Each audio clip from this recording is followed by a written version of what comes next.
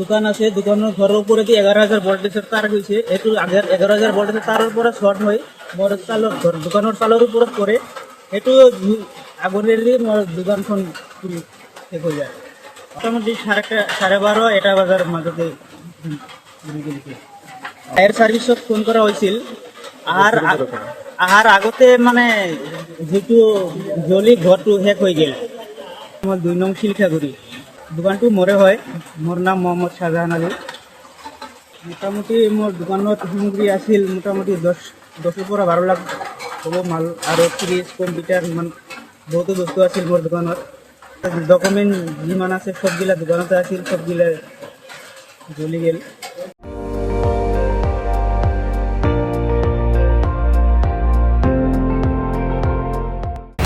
আপুনি চাই আছে ND24, সৰ্বশ্ৰেষ্ঠ নহয় সৰ্বোত্তমৰ দৌৰা।